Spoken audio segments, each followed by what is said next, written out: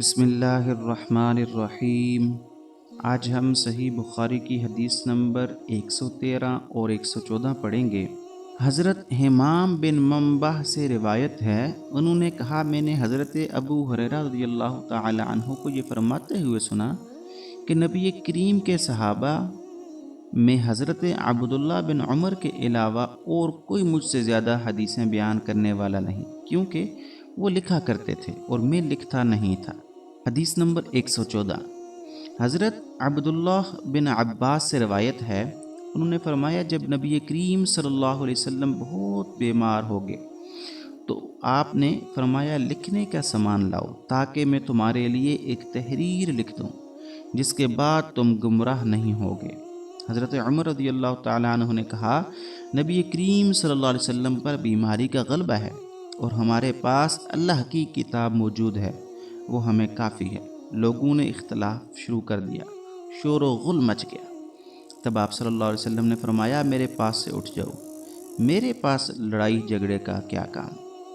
پھر حضرت ابن عباس رضی اللہ تعالیٰ عنہ نکلے، فرماتے تھے تمام مصائب سے بڑی مصیبت وہ ہے جو رسول اللہ صلی اللہ علیہ وسلم اور آپ کی تحریر کے درمیان حائل ہو گئی۔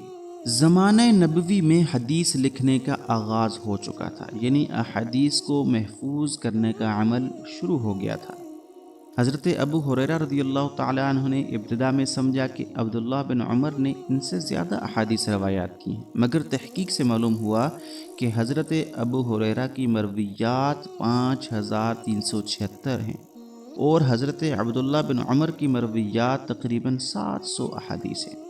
حضرت ابو ہریرہ رضی اللہ تعالیٰ عنہ کو یہ علمی مقام نبی کریم صلی اللہ علیہ وسلم کی دعا کی برکت سے حاصل ہوا۔ وفات سے قبل نبی کریم صلی اللہ علیہ وسلم نے تحریری وصیت کا ارادہ فرمایا، مگر حضرت عمر نے نرمی سے عرض کیا کہ آپ کو تکلیف نہ دی جائے، قرآن مجید ہماری ہدایت کے لیے کافی ہے۔ نبی کریم صلی اللہ علیہ وسلم نے حضرت عمر کی رائے پر سکوت فرمایا اور بعد میں اس ارادے کو دوبارہ ظاہر نہیں کیا۔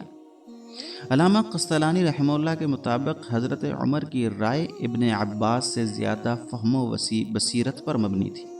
نبی کریم صلی اللہ علیہ وسلم نے مصلحتاً وصیت کا ارادہ ترک فرمایا۔ اگر یہ وصیت واجب ہوتی تو اختلاف کے باوجود آپ صلی اللہ علیہ وسلم اسے ترک نہ فرماتے۔ آپ صلی اللہ علیہ وسلم اس واقعے کے بعد چند دن زندہ رہے مگر دوبارہ وصیت کا ذکر نہیں فرمایا۔ یہ حدیث صحیح بخاری میں 7 مختلف طریقوں سے بیان ہوئی ہے۔